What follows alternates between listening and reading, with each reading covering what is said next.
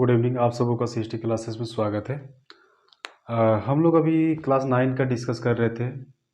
Tissue, animal tissue में connective में यहाँ पर देखा जाए कि स्केलेटल टिश्यू के बारे में हम लोग अभी डिस्कस करना है। तो सबसे पहला चीज़ देखना है कि बोन क्या होता है, कार्टिलेज क्या होता है। स्केलेटल टिश्यू को दो तरह से डिवाइडेड करते हैं, पहला बोन, दूसरा कार्टिलेज। अब यहाँ पर हमारे शरीर का सबसे मेन एक फ्रेमवर्क जो प्रोवाइड करता है वह बोन करता है।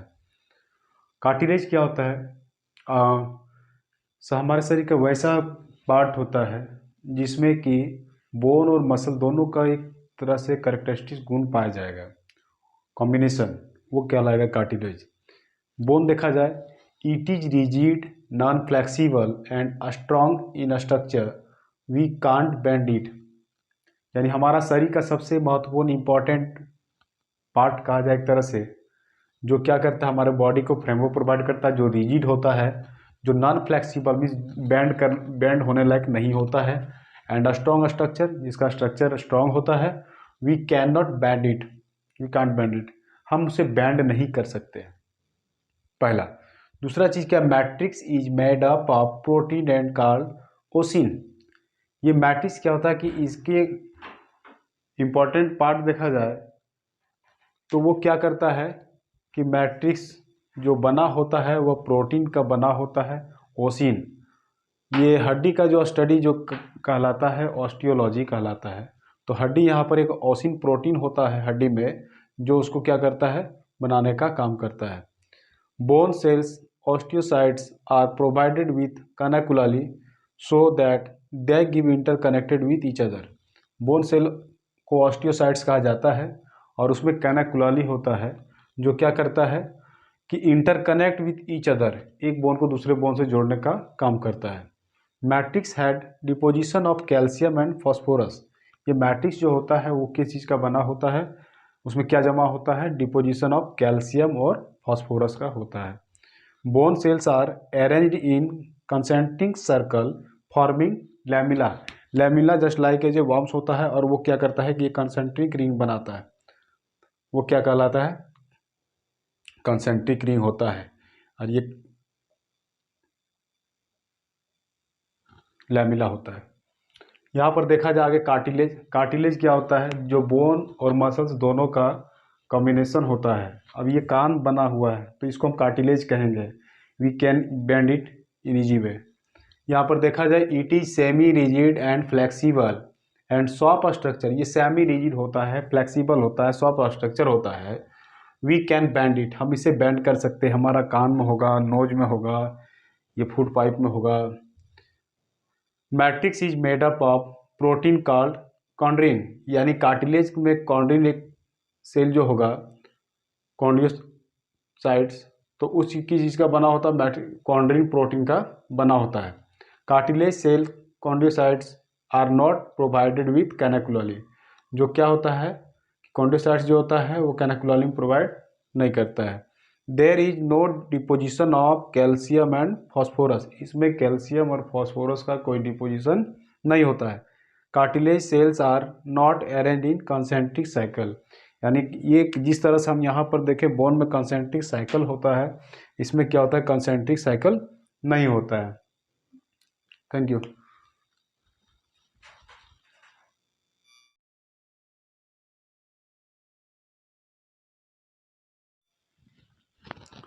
अब हम लोग कनेक्टिव टिश्यू में देखेंगे प्रॉपर।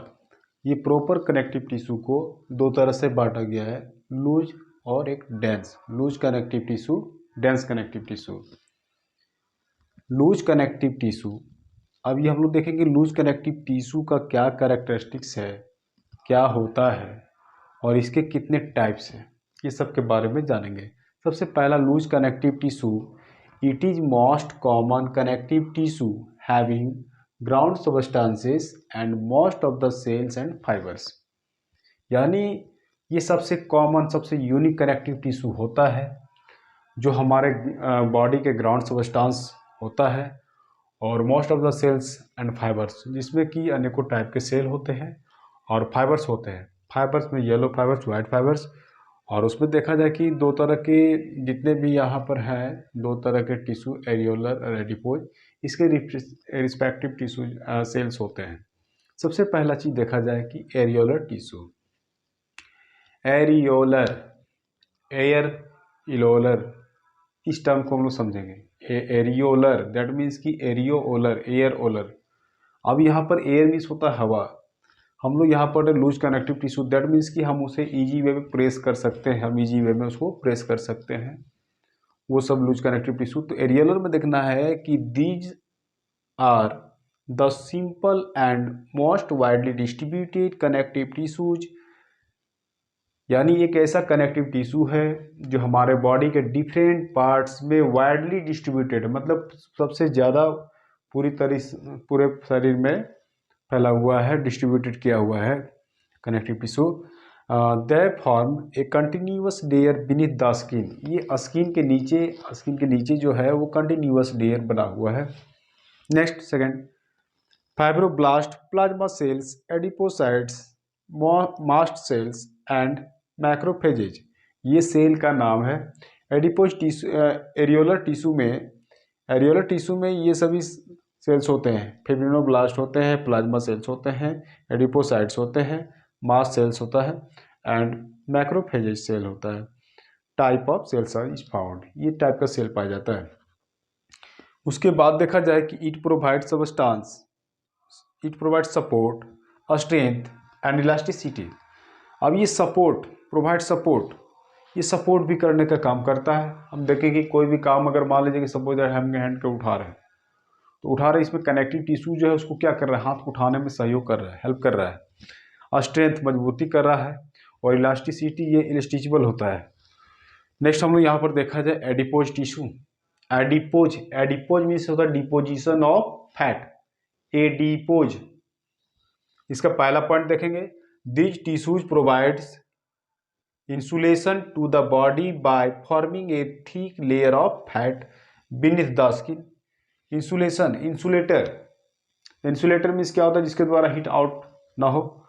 तो यहाँ पर it the tissue provides insulation to the body by the forming a thick layer of fat, हमारे शरीर के नीचे एक फैट का लेयर होता है बीनीथ द स्किन, वो एडिपोज टिश्यू। अब ये जो सेल जो आएंगे एडिपोज टिश्यू में, जो सेल होता है वो क्या कहलाएगा, एडिपोसाइट सेल्स फाउंड। वहाँ देख रहे हैं कि तीन चार वैरायटी का सेल है, 4 वैरायटी का, और यहाँ पर देखा जा रहा है कि एक ही प्रकार के सेल होते हैं। It provide supports strength and elasticity. अब यहाँ पर देखना है कि थर्मल इंसुलेटर, यानी ये एडिपोज टिश्यू का लास्ट जो पॉइंट है वो क्या, thermal insulator, mechanical protection and energy storage. ये थर्मल इंसुलेटर होता है। इंसुलेटर मीन्स क्या होता है, बॉडी का जो टेम्परेचर रहता है उसको बाहर आने नहीं देता है इंसुलेटर, क्योंकि फैट वहाँ जो है बैड कंडक्टर कहलाता है ऑफ हीट। ये मैकेनिकल प्रोटेक्शन, मैकेनिकल प्रोडक्शन, कोई चीज़ इनसे आउट नहीं होने देगा, वो ट्रांसपोर्ट करने में हेल्प नहीं कर पाएगा, नहीं करेगा। मैकेनिकल प्रोटेक्शन, प्रोटेक्ट करता, रोकता है। एंड एनर्जी स्टोरेज, और वो स्टोरेज, एनर्जी स्टोरेज करने का काम करता है। तो इस तरह से हम लोग देखें कि लूज टिश्यू जो होते हैं वो क्या है कि 2 पार्ट में बना होता है। एक एरियोलर टिश्यू होता है और नेक्स्ट होता है एडिपोज टिश्यू होता है।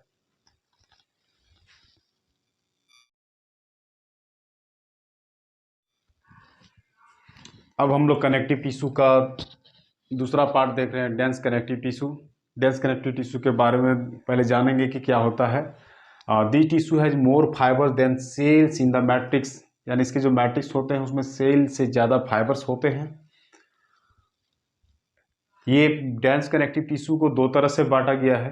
पहला है टेंडन, दूसरा है लिगामेंट। ये टेंडन और लिगामेंट क्या होता है, कनेक्टिव टिश्यू है लेकिन हमको जानना है कि ये टेंडन और लिगामेंट किस चीज़ को कनेक्ट करने का काम करता है। तो टेंडन में सबसे पहला देखा जाए है पैरेलली अरेंज्ड कोलाजन फाइबर्स, यानी इसके जो कोलाजन फाइबर्स होते हैं वो पैरेलली अरेंज होते हैं। सेकंड क्या है कि स्ट्रॉन्ग एंड इनइलास्टिक, स्ट्रॉन्ग होते हैं बट वो इलास्टिक नहीं होते, इनइलास्टिक होते हैं। It connects bone and muscles. अब यहाँ पर ये बोन और मसल को जोड़ने का काम करता है। इसके लिए शॉर्टकट टिक में याद रखना BMT, B for bone, M for muscle and T for tendon, यानी बोन और मसल को कनेक्ट करने का जो काम करेगा वो क्या करेगा, टेंडन करेगा। नेक्स्ट हम लोग लिगामेंट। लिगामेंट क्या have loose network of irregular arranged yellow fibres.